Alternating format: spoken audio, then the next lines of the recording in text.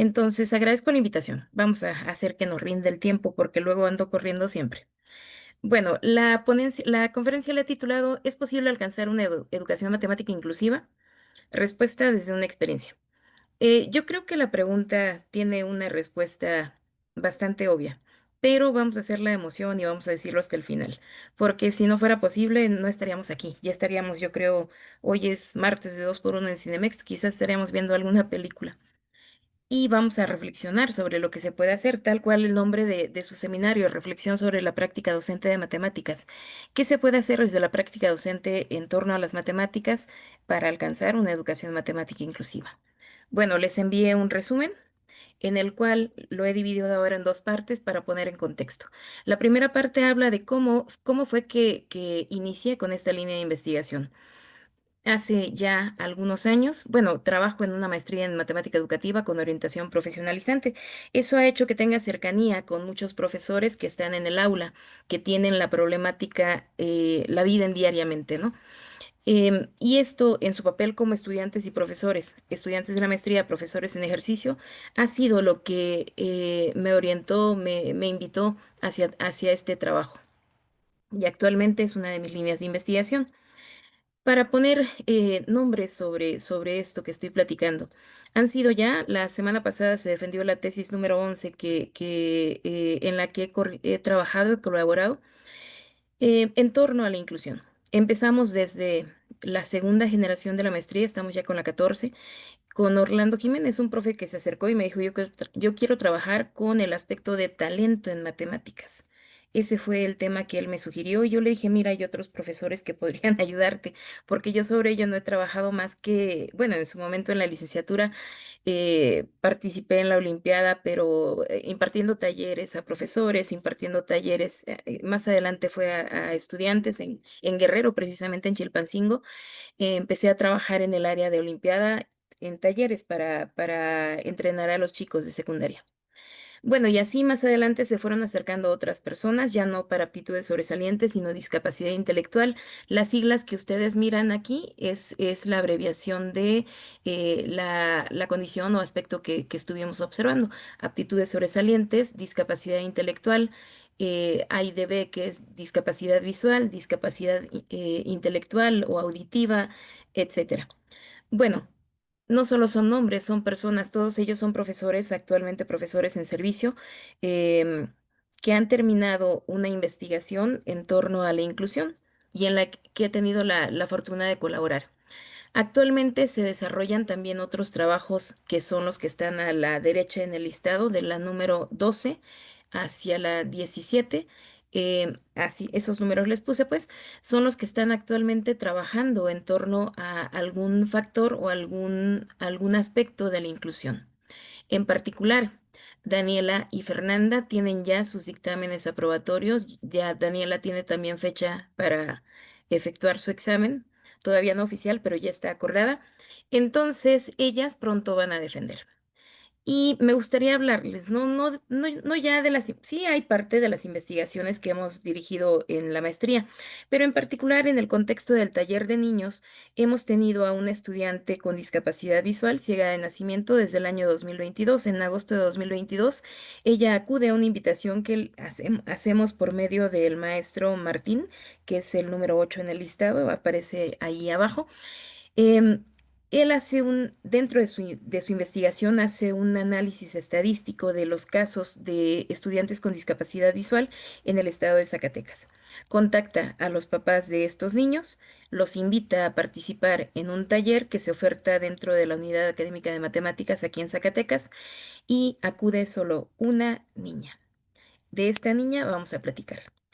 Punto y aparte de la experiencia que hemos tenido dentro de la dirección de tesis, casi siempre voy a hablar en plural porque me refiero al trabajo que hemos desarrollado mi colega más cercano, el doctor Iván López y su servidora, en conjunto con todos los profesores que ustedes ven aquí en las fotos y con los nombres puestos. Bueno, por eso es que hablo en plural. Pero hemos estado a cargo de este grupo de un solo estudiante del taller de niños. Hay un estudiante de la licenciatura en matemáticas que ingresa en agosto de 2023, también ciego, con ceguera adquirida. Nos invitaron también a colaborar en el caso de un chico que está estudiando la licenciatura en física. Esta fue una invitación por parte de unos profesores de la UNAM. Y actualmente, apenas este semestre, nos contactaron también de ingeniería de software de aquí de la UAS porque ingresó una chica con discapacidad visual también. Bueno, esto es parte de lo que nosotros hacemos en nuestro quehacer diario, como parte de la investigación y docencia que ejercemos. La segunda parte del resumen habla de este taller. Eh, He sido responsable de este grupo de una sola estudiante desde agosto de 2022.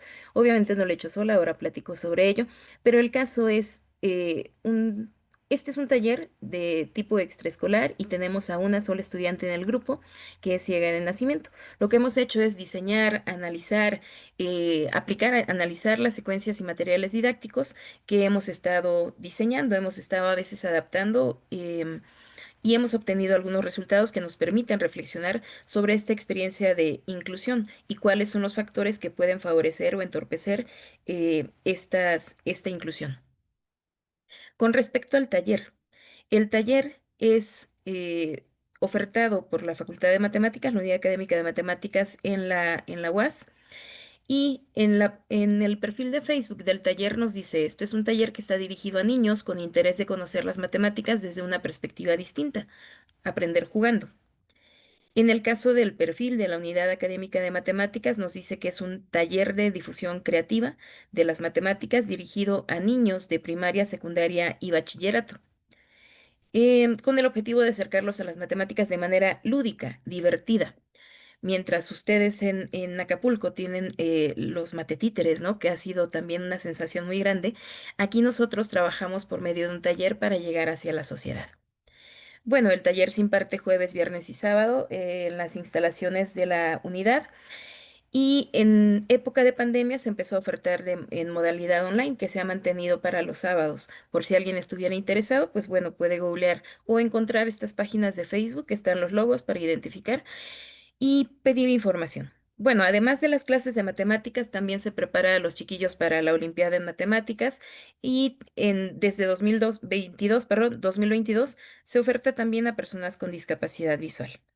Los instructores suelen ser estudiantes de la licenciatura en Matemáticas, y el número de instructores por grupo puede variar entre uno y dos dependiendo del número de estudiantes que se tenga en cada grupo. Esta es la última publicidad que tuvimos para el taller, que lo coordina la maestra Gloria González. Entonces, bueno, queda como una invitación abierta también a quien esté escuchando y se puede interesar en esta actividad. Bueno, les decía que no es un trabajo que haya yo hecho sola, sería como imposible, ¿no? Entonces, tengo a mi colega más cercano, que algunos quizás conocen, porque hemos trabajado en Guerrero en 2005, de 2005 a 2007 estuvimos trabajando en Guerrero. Bueno, cuando en algún momento Iván y yo pensamos que estábamos listos para ser quienes estuvieran frente a estudiantes con discapacidad visual, ofertamos a la directora en ese momento que abriera el espacio en el taller de niños. Y esto es una decisión que fue compleja, fue arriesgada, pero fue una buena decisión. A los años que han pasado, puedo decirles que fue una buena decisión. En su momento habíamos dirigido ya algunos trabajos, habíamos coordinado como directores de tesis algunas de las aplicaciones. Nos gusta acompañar a los estudiantes para la toma de datos, pero nunca va a ser igual a cuando tienes la responsabilidad de organizar y de estar al frente, pues. Entonces, Iván y yo le dijimos a la directora, ella aceptó, abrió el grupo, llegó solo una estudiante y empezamos a trabajar. En un primer momento, Yasmín Acevedo estaba terminando. Por esa fecha, agosto 2022, ella se tituló cercana a esa fecha, estaba terminando la tesis de maestría. Entonces, le causó curiosidad y se quedó. Fue tanta su curiosidad que ella se ha mantenido durante todo el tiempo que hemos estado en el taller. Es también responsable del mismo. Más adelante, en otra generación, ingresa Daniela García a la maestría, se interesa por el tema y decide tomar datos dentro del taller. Entonces ella ingresa a colaborar con nosotros aproximadamente en agosto de 2024, y pues bueno, es quien les digo que está ya por presentar la próxima semana su tesis de maestría. Deseenle suerte y les voy a comentar parte de lo que ella hizo también dentro del taller. Actualmente, este semestre se ha integrado también al equipo Sergio. Sergio y él está trabajando ahora primero en una primera etapa de observación, mirando cómo se desarrolla el taller. Estos somos en cuanto a personas. El primer equipo estuvo en un inicio conformado por Iván, Yasmín y yo, y acá aparece Vale, estábamos jugando un dominó de texturas. Luego se incorpora Daniela y aquí estaba precisamente tomando datos. No, estaban probando un material que se mandó para concurso en la EIME. Y este es el equipo actual. Se incorporó Sergio e incorporó a su novia, que también es profesora, entonces ha sido grato que seamos más quienes participemos. Les digo que somos es un grupo del taller con una sola estudiante y con muchos docentes a sus órdenes, como dirían por acá. En cuanto a los temas, durante este periodo hemos abordado temas como aritmética, que fue con lo que iniciamos. Luego abordamos durante más de un semestre geometría. De enero empezamos y terminamos en junio, pero algunos temas de agosto a diciembre hemos como retomado, como repasado los temas y también usado aquellos materiales que más le han gustado a Vale. En enero de 2024 empezamos con estadística, también generamos algunos materiales. En el caso de enero, el semestre pasado, enero a junio del semestre pasado, es cuando Daniela aprovechó para tomar datos para su tesis y desarrolló materiales y secuencias didácticas para la enseñanza del álgebra, Early Algebra. Y actualmente estamos trabajando con jerarquía de operaciones, que es un concepto que se aborda dentro de secundaria y que suele ser bastante complejo por la simbolización que se requiere para poder trabajar con ello. Entonces, estos son los temas que hemos trabajado. En cuanto a álgebra, también terminamos incluso abordando el concepto de función.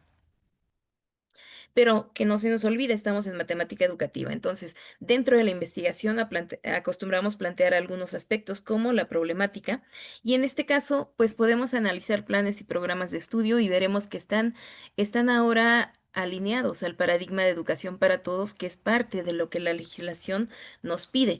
Sin embargo, sabemos que lo que está escrito dentro de las leyes, a veces llevarlo a la práctica es bastante complejo. Bueno, y sabemos también que la educación, las escuelas se han desarrollado en contextos que antaño fueron pensados para estudiantes con características consideradas, pues, promedio, es decir, estudiantes que están considerados dentro de una heterogeneidad que solo regula por la edad, es regulada por la edad, pues. Por lo cual existe un desconocimiento general y justificado respecto a cómo brindar una educación de calidad, la educación de calidad deseada a estudiantes que pueden presentar alguna discapacidad. La ley te dice, debes recibirlos. Y está perfecto porque somos parte de una sociedad. Yo creo que la escuela es una micro sociedad y lo que hacemos dentro de la escuela es también reflejo de lo que pasa en la sociedad. En la sociedad yo desearía pensar que no estamos aislados y entonces en la escuela tampoco tendría mucho sentido tener ese tipo de aislamiento con respecto a algunas poblaciones de estudiantes. Sin embargo, esto mete a directivos, profesores, padres y madres de familia en una dinámica en donde el desconocimiento puede ser un factor que impacta, ¿no? Si yo no sé, porque nunca me enseñaron en mi formación inicial, nunca me capacitaron como profesor para poder atender a un grupo en el cual desconozco características de algunos estudiantes, pues eso me puede meter a mí en conflicto. No se diga pues de padres de familia, de directivos de escuelas. Entonces, ese es el panorama. Pero también sabemos, bueno, esto era lo que les estaba comentando, la formación inicial de un profesor de aula regular no genera competencias suficientes en torno a las necesidades educativas específicas de los estudiantes con condiciones particulares. En ocasiones, incluso el número de estudiantes puede hacer muy difícil el trabajar con el grupo regular y actualmente los profesores tienen el número de estudiantes que se acostumbra en nuestro país y quizás en muchos otros lugares. Em, pero además tiene casos que en ocasiones no reconocen como propios. Cuando tomábamos datos con Yasmín en dos escuelas primarias, se escucha, por ejemplo, a una profesora decir, yo tengo 20 estudiantes y 3 de USAER, cuando en realidad son sus estudiantes también. Pero hay que hacer cambios dentro de esta perspectiva, esta forma de pensar es importante para poder promover la inclusión. Bueno, y en el caso de los padres, aunque con el paso de los años suelen generar vasto conocimiento de las características de sus hijos, generalmente no cuentan con una preparación específica de un profesional docente. Entonces, yo creo que es muy importante la labor que hacen los papás, todo lo que ellos se preparan a veces extra para poder atender o ayudar a sus hijos, apoyarlos, pero podemos considerar, por ejemplo, el caso de Tadeo, nuestro estudiante de licenciatura, en el que él está estudiando una licenciatura en matemáticas. Y son pocas las personas que pueden ayudar, o sea, los papás que pueden ayudar a sus hijos con un tema como ese, ¿no? Ya yo creo que secundaria, bachillerato empieza a ser complejo el aspecto de las matemáticas para ser atendidos por los papás.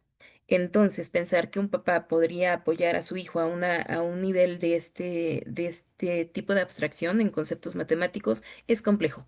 Y no son las personas que tendrían que hacerlo, sino que para eso estamos también los profesores que estamos en este nivel educativo, es lo que yo creo.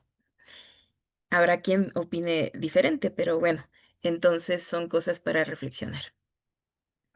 Además, ya desde 2013 nos decía el doctor Marcos López, espero que sepan de quién estoy hablando, porque trabajó en la Universidad de Guerrero, en Acapulco en particular, ya él que fue precursor de esta línea de investigación en México, nos decía que hace falta un marco de referencia en torno al desarrollo del pensamiento matemático de estudiantes con alguna discapacidad, es decir, precisamente la tesis defendida por Johan en la semana pasada aborda esta problemática de la falta de un marco de referencia en matemática educativa que nos explique cómo estudiantes con alguna discapacidad generan o construyen conocimiento matemático. Si no tenemos un marco de referencia dentro de una investigación, es muy complejo poder pensar en una metodología que sea adecuada, pensar en cómo podemos constatar la creación o la falta de creación de cierto conocimiento. Entonces es muy importante hacer trabajo en torno a este tema. Finalmente, ¿a qué llegamos? Pues a que es necesario diseñar, implementar, analizar, retroalimentar experiencias didácticas y hacia ello vamos. Quiero plantearles un ejemplo de lo desarrollado de enero a julio de 2023 en torno a la geometría. Nos planteamos esta pregunta: ¿cómo se genera el pensamiento geométrico en estudiantes con discapacidad visual? Cuando sabemos que la enseñanza de la geometría se apoya en una diversidad de representaciones gráficas como la que pongo en la diapositiva que presento. Además, ¿ustedes saben cómo se presenta tradicionalmente la simetría en la escuela? No sé si me están contestando, pero se presenta muchas veces por medio de una imagen en un espejo. Y te dicen que si la mitad, o sea, tú pones el espejo a la mitad de la figura, si lo que se refleja en el espejo completa la figura que tenemos en cuestión, entonces la figura es simétrica. Esta es una analogía, bueno, un recurso que se usa, un recurso didáctico que se usa para la enseñanza de la simetría. Pero ¿cómo podemos plantear este tipo de representaciones o de recursos didácticos con una estudiante que no puede ver? Esa fue una pregunta que también en su momento estábamos casi iniciando, pues tratamos de responder. Y fue una investigación que desarrollamos en ese semestre y fue presentada también en algún evento. El objetivo era precisamente el diseño, implementación, mejora de actividades para el desarrollo del pensamiento geométrico en Vale, una niña de 9 años en ese momento, que es ciega de nacimiento. Consideramos algunos aspectos teóricos, como el DUA, las barreras para el aprendizaje y la participación, los ajustes razonables, que si me entretengo en definir, pues bueno, voy a restar valioso tiempo de esos 40 minutos que me hacen poquitos. Y quiero entonces cambiarlo por esto. Estos aspectos teóricos se pueden concentrar, se pueden condensar en torno a esta frase de Rita Dunn que nos dice que si un niño no puede aprender de la forma en que enseñamos, quizás deberíamos enseñar como él aprende. Y esto es algo que plantea eh, las diferentes formas de trabajar, de pensar, de representar, de muchas cosas. Bueno, planteado esto como aspecto teórico, entonces la metodología se conformó por un estudio de caso con esta niña participante del taller. Se hizo un análisis del plan de estudios de cuarto de primaria, que era lo que cursaba en este momento. Se identifican algunos contenidos que optamos por abordar durante el semestre y se hizo uso de muchos materiales didácticos concretos. Em, Desde la licenciatura, cuando yo, hace varios años ya, a mí me han interesado muchísimo los materiales concretos. Mi colega más cercano, por otra parte, se ha interesado en la tecnología. Ha sido esta línea de investigación el punto de unión, de encuentro, de fusión de las dos líneas que ambos trabajamos, ahora trabajando para la educación matemática inclusiva. Ahora les platico bien cómo. Pero en torno a los materiales concretos, pues encontramos algunos que son de uso regular, o sea, los niños en las escuelas a veces los usan, todos los niños de allá. Bloques lógicos de bienes, figuras geométricas, la cinta métrica, mecanos, fracciones circulares y un largo etcétera. En cuanto a educación especial, una cosa muy importante es conocer los materiales, tanto de uso regular como de educación especial, porque si no conocemos el material, pues no podemos contemplar su uso dentro de nuestra práctica docente. Y en educación especial encontramos algunos como los juegos geométricos adaptados, la carretilla dentada para ir marcando líneas, por ejemplo, la pizarra magnética, pizarra con piezas para encajar. Muchos materiales también existen en torno a la educación especial. Y también trabajamos con algunas adaptaciones de materiales que teníamos en los que se utilizaron etiquetas en braille, se hizo uso del relieve, de impresión térmica, que les voy a mostrar también, y gráficos táctiles, que es de las líneas de investigación del doctor Iván. Bueno, en torno al desarrollo de esta investigación, pues fueron 15 sesiones, todo un semestre para el pensamiento geométrico, y se abordaron conceptos como los tipos de línea, los ángulos, figuras geométricas, simetría, perímetros y áreas. Usamos materiales como hicimos uso de todo, ¿eh? O sea, aquí digamos que el ingenio del profesor creo que es el límite. Y el límite es el cielo, ustedes lo saben. Entonces usamos unos cubos para la representación de líneas, haciendo referencia pues a que la línea es una sucesión de puntos. Hicimos uso de mecanos para representar polígonos. Hicimos uso también pues de los juegos de geometría adaptados. Si tú vas al súper y ves esto, que son esponjas para limpiar, yo veo figuras que son em, semejantes, perdón, se me fue la palabra. Figuras semejantes, tienen la misma forma, tamaño diferente. Vale, lo percibió y me dijo, son ositos, o sea, sí percibió las orejitas, las patitas, etcétera. Y se dio cuenta también de que la forma era la misma, solo cambiaba el tamaño. Usamos también polígonos para teselados, usamos origami, esto fue un material que diseñó Iván y lo usamos para poner como puntos de referencia. Es muy importante el desarrollo espacial en el caso de las personas con discapacidad visual, que puedan orientarse hacia la derecha, izquierda, arriba, abajo, es algo muy importante, porque así es como se acostumbra a hacer referencia a dónde ella se puede ubicar o en general a ellos, ¿no? Y aquí lo que hicimos fue como un croquis de una ciudad en la que pusimos una plaza central, pusimos el cine, pusimos su escuela de ballet, su casa, muchos puntos dentro de la ciudad que ella podía ubicar. Y le gustó. Estos son los bloques de bienes que hemos jugado muchísimo en torno a competencias para identificar la forma por medio del tacto. Esta es una pizarra que tiene puntos metálicos que suben cuando se les pasa un imán y se quedan como atorados hasta que los empujas nuevamente con el dedo. Entonces eso permite dibujar formas que ella puede percibir por medio del tacto. ¿Se acuerdan de la pregunta de la simetría? ¿Cómo podemos presentarla? Aquí, en vez de pensar en un espejo que refleja una imagen, planteamos la idea de la misma distancia con respecto al eje. Entonces ella con sus manos podía contar las posiciones y llegar hacia las figuras.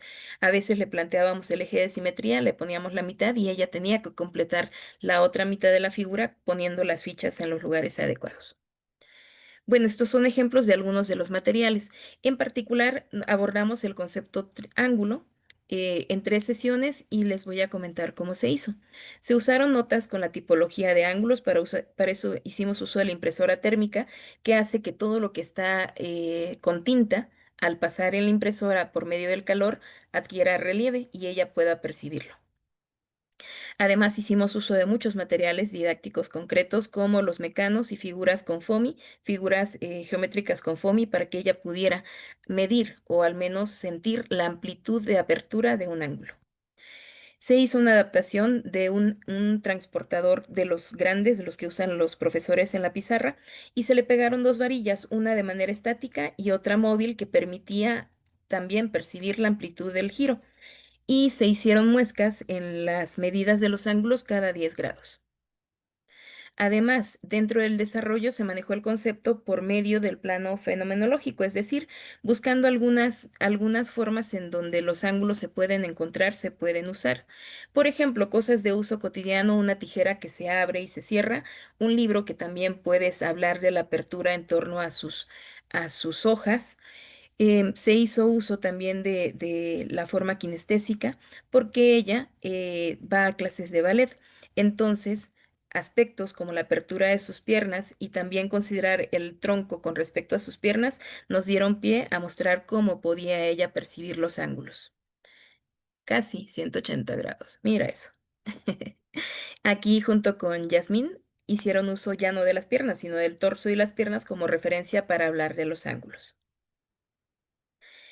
Bueno, ¿qué resultados tuvimos? El concepto de ángulo, la estudiante lo desarrolló, dio respuestas adecuadas sobre la medición, sobre la interpretación del concepto ángulo, se apoyaba en el material, representaba con sus brazos, después de haber experimentado, con sus brazos representaba la apertura de un ángulo y la rotación que se le pedía. También proporcionó ejemplos de situaciones en los cuales ella puede usar este concepto, este conocimiento, como las clases de ballet que ella toma, como la puerta que se puede abrir y cerrar, y relacionó el ángulo con palabras que ella conocía, como el triángulo, obtusángulo, rectángulo, etcétera. Esto permitió evidenciar la comprensión del concepto. En cuanto a los resultados, ahora sí que de todo el semestre y no de esas 3 sesiones, en torno al pensamiento geométrico se interiorizaron conceptos a partir de experiencias ápticas, mediadas por el uso de materiales tangibles. También hablamos, bueno, en algunas entrevistas que tuvimos con ella durante la interacción en el taller se pudieron apreciar algunas dificultades que ya están reportadas en la literatura especializada, pero en la población de estudiantes normovisuales, tales como el uso de figuras prototipo. Teníamos unos dados impresos en 3D en donde ella, cuando percibió un cuadrado que no estaba en la posición prototípica, es decir, asentado sobre uno de sus lados como si fuera su base, estaba un poco rotado y dijo, es un cuadrado, pero luego como que retrocedió y dijo, no, no es un cuadrado. Dudó y yo le pregunté, ¿por qué no es un cuadrado? Entonces ella decía que sí era, pero que estaba como un poquito de lado. Y es curioso pensar en que este tipo de figuras prototipo que se usan en los libros, se usa en la explicación cotidiana de un profesor, pueda también permear la concepción que ella se forma en torno a la figura. Quizás por las adaptaciones que se hacen en los libros, quizás por la forma en que se le presenta en sus notas, algo fue lo que impactó dentro de ese desarrollo de una concepción de cuadrado en nivel uno de Van Hill, por ejemplo. O sea, por la pura representación, la forma en que se presenta. También vimos que a veces se puede usar, tal cual pasa con los estudiantes normovisuales, el uso de los instrumentos geométricos. La forma en que posicionas el transportador o la regla también puede haber un mal uso sobre ellos. Y la concepción de que la medida del ángulo es proporcional al tamaño de sus lados también se presentó dentro de estas actividades que le planteamos. Dentro de las conclusiones vimos que el diseño, basado en el análisis teórico, permitió prever y enfrentar barreras mediante el uso de distintas formas de representación y expresión, tal cual nos pide el DUA. Los materiales didácticos concretos son muy importantes. Favorecen la visualización de los conceptos abordados mediante la percepción áptica, es decir, por el tacto. Y la representación kinestésica también permitió interiorizar ideas como la magnitud y la amplitud de giro. El desarrollo de estas situaciones favoreció el desarrollo y la comprensión de los conceptos. Esto, digamos que sería como un reporte de una investigación. Y esto, pues, se puede hacer con las actividades que vamos planteando dentro del taller. A continuación, les voy a mostrar más sobre lo que hemos hecho en el taller. No se me emocionen viendo que ya son conclusiones y que ya acabamos. No, a esto todavía le falta un poco más. Pero les voy a presentar sobre lo que hemos hecho y esto va a ser más una visión sobre como una galería de actividades y de materiales que hemos estado usando. De enero a julio de 2024 abordamos temas de estadística y mostramos algunas cosas como las tablas de doble entrada, algunas cosas, algunos conceptos como las tablas de doble entrada. Hicimos uso siempre apoyándonos en el braille, que es el sistema de comunicación escrita y leída para leer y escribir, vaya. Rescatamos algunos de los materiales, como este que les decía, el croquis de la ciudad, pero en esta ocasión a Daniela se le ocurrió también tomar, bueno, no esta creo que fue un diseño en grupo, en donde platicamos sobre vehículos que iban a transitar sobre cierta avenida. eh, Daniela aportó el uso de sonidos con el celular para que también fuera como más atractivo para Vale el estar contando pues cuántos coches o cuántas motocicletas o cuántos autobuses pasaban. Había un sonido distintivo para cada uno de estos elementos.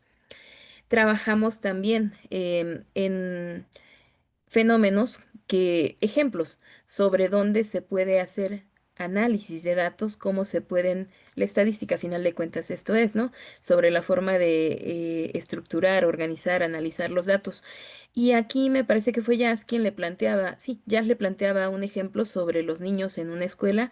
En este momento ella era ATP, ahora es subdirectora en una región aquí de Zacatecas. Bueno, ella le planteaba sobre los casos de niños en segundo grado de primaria que todavía no sabían leer y le daba ciertos datos que estaban apegados a lo que su trabajo, me refiero a Jazz, en su trabajo hacía. Entonces usamos un abaco vertical abierto para poner fichas, aros, en vez de los que representaban los datos que Jazz le estaba compartiendo.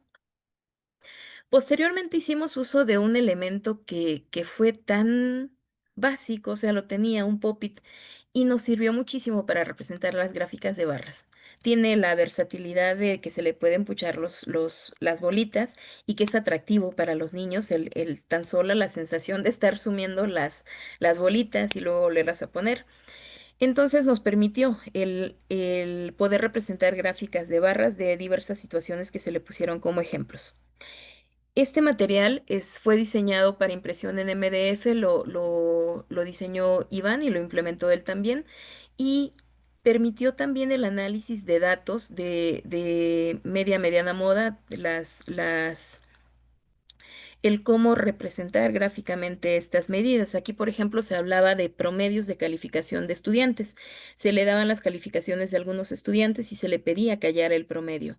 Con este material se permitió, por ejemplo, representar el promedio como una línea horizontal en la cual se tuviera la misma altura o sí, la misma altura en todas las calificaciones. Entonces, si tenía 8 en una materia, 5 en otra y así, bueno, más calificaciones, podía sacar fichas de una columna y pasarlo hacia otra columna hasta que tuvieran más o menos la misma altura. Y en ese sentido se hablaba del promedio. Se hicieron también intentos de impresión 3D. Algunos materiales no funcionaron bien a la primera. Este, por ejemplo, fue diseñado por Yasmín y en este caso, pues las fichas se salían. El primer diseño que hizo era complejo de usar porque como ella requiere pasar los dedos para poder sentir la información, algunos al pasar los dedos se salían las fichas. E hizo mejoras en torno al material, poniendo unas ranuras y poniendo las fichas con un botoncito como para poderlos subir, mover en general.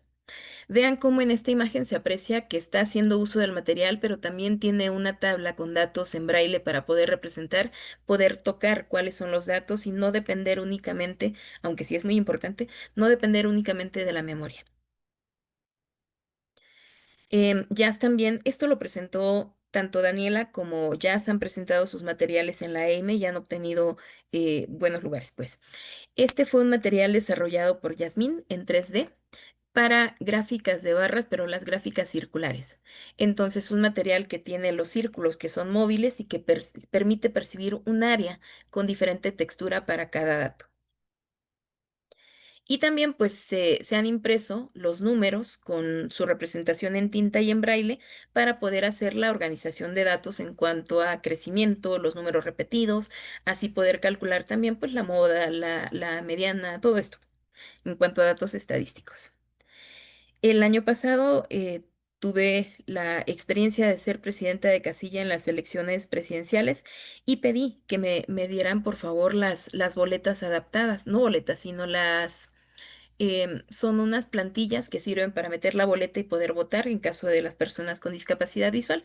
Y se las presenté a Vale para que leyera cómo se estructura esto en una votación. Entonces es una forma de apreciar cómo el braille también se puede usar en algunas actividades que van a ser de su cotidiano, de su vida diaria. Más adelante, ¿no?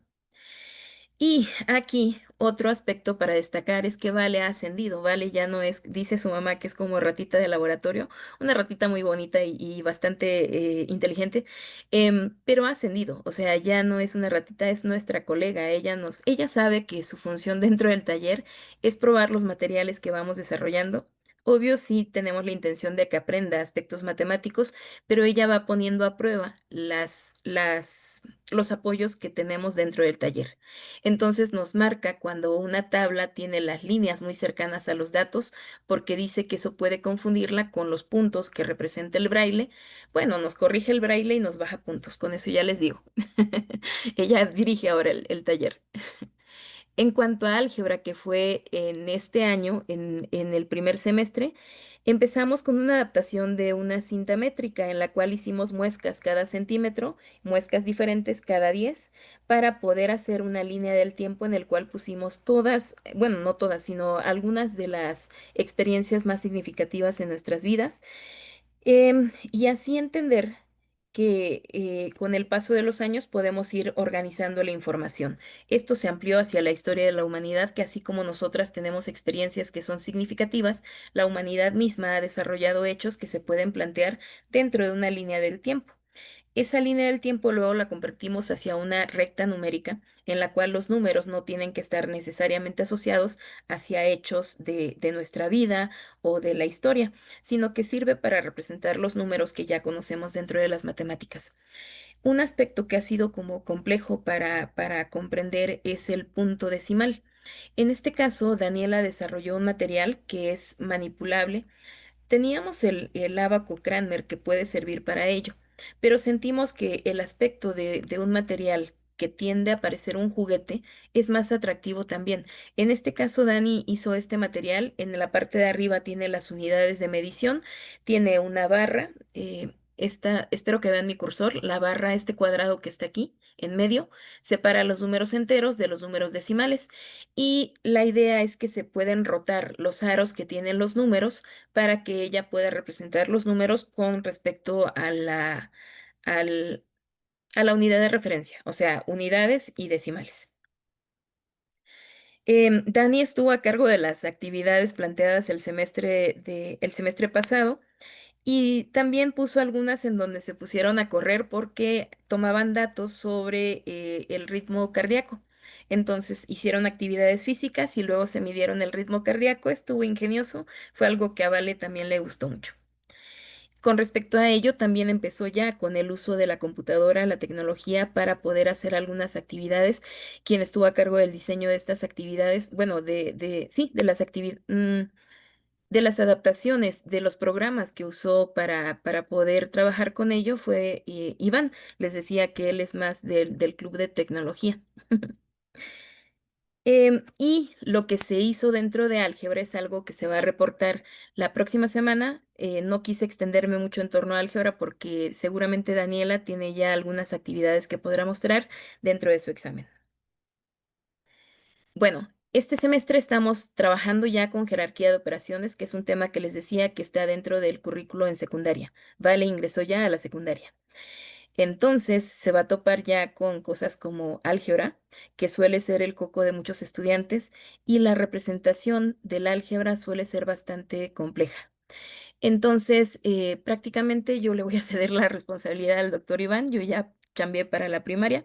Y como él le gusta tanto la tecnología, pues él dice que, bueno, no es porque le guste, es cierto.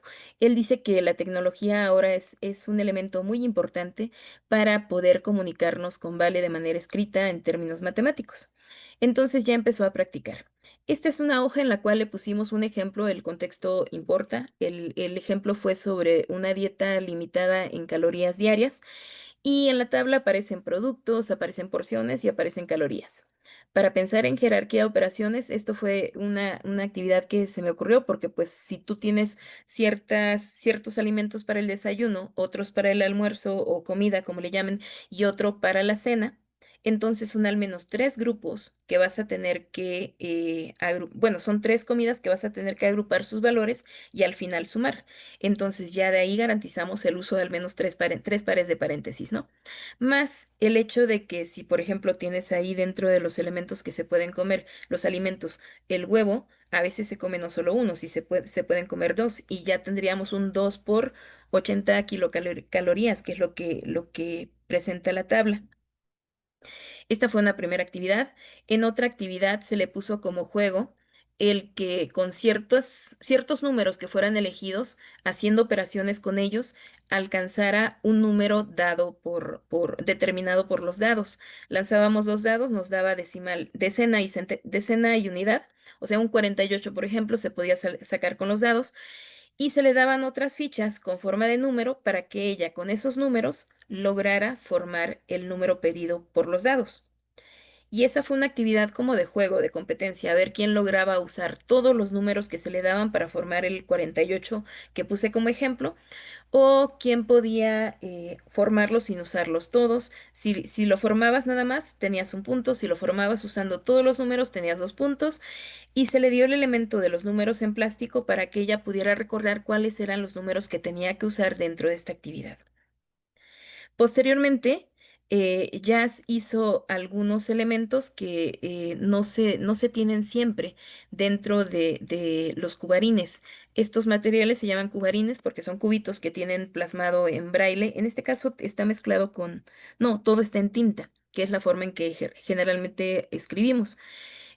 Pero agregó los paréntesis. Los que están en negro son figuras que se imprimieron para trabajar con la jerarquía de operaciones.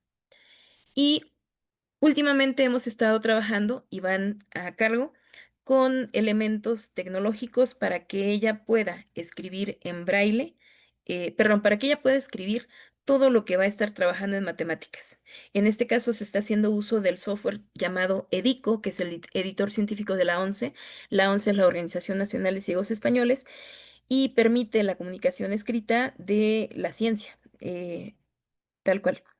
No solo matemáticas, sino física, química, ese tipo de temas se pueden ver representados con EDICO. Extra, además de lo que hemos trabajado en el taller, hemos ido de tarde de chicas, dicen ellas. Yo ya no merezco ese apelativo, pero salimos al café, salimos al cine.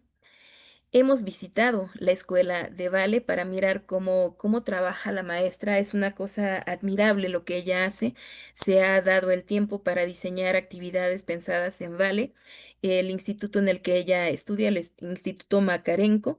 em, Platicamos también con con la profesora y nos dijo que tiene una apertura hacia la inclusión, pero es una apertura bastante regulada, por llamarlo así. Nos dice que admiten un estudiante con alguna condición específica para que se pueda atender bien. Y en el caso del grupo de Vale, fuimos cuando estaba ella en sexto grado, tenían a dos niñas, ella y una más. Y lo que nos dijeron fue que Vale ya era prácticamente independiente, estaban muy acostumbrados, ha estudiado ahí desde el preescolar, entiendo. Entonces se han acostumbrado a trabajar con ella y saben que ella puede. Es una chica muy, muy inteligente. Entonces, pues no requiere tanto apoyo como quizás lo fue al principio. Hemos tenido pláticas largas. Afortunadamente podemos presumir que gozamos de la amistad de los papás de Vale aquí con Jazz, Brenda y su servidora en un café. Jazz dentro de su tesis, Jazz está haciendo actualmente su tesis doctoral después de la maestría, no terminó de, de sufrir y me pidió que la codirigiera en el doctorado. Entonces, bueno, aquí la acompañé a una entrevista que le hicimos a la mamá de Vale y platicamos muy a gusto. En cuanto al trabajo que se hace en el CIMATE, pues somos una comunidad académica. Aquí, por ejemplo, estamos Iván y yo con los estudiantes que tenemos actualmente. Y, por ejemplo, está el doctor Emanuel, que fue estudiante de nuestra maestría, fue nuestro tesista. Actualmente es nuestro colega y tenemos ahora en coordinación algunos proyectos de investigación. Este es el grupo que en algún momento estuvimos como grupo de investigación en inclusión en básica. Ha cambiado ahora, se fue Dani. tiene asuntos que atender en Colombia, ella es colombiana y se ha incorporado actualmente Sergio. Somos un grupo que también se prepara, o sea, ellos reciben formación por parte de Iván y mía en torno a los materiales, las adaptaciones, el uso de DICO, de la tecnología, impresión en 3D, diseño de materiales. Somos un grupo que también imparte talleres hacia profesores, esto es en un curso que impartimos en el CAM, aquí en Zacatecas. Fue por invitación y están los estudiantes del CAM tomando un taller sobre materiales. Somos un grupo que también participa en otros eventos. Esto fue en Durango. Presentamos un taller y tuvimos la suerte, la fortuna de coincidir con gente de Durango, de una institución de personas con discapacidad visual, que tiene también cierta tendencia hacia la innovación. Aquí van estrenando una máquina en 3D. Y somos un grupo que comparte. Esto, Alexi de Colombia me mandó la cartilla Abaco como un regalo, acompañado de un buen café, que agradezco mucho.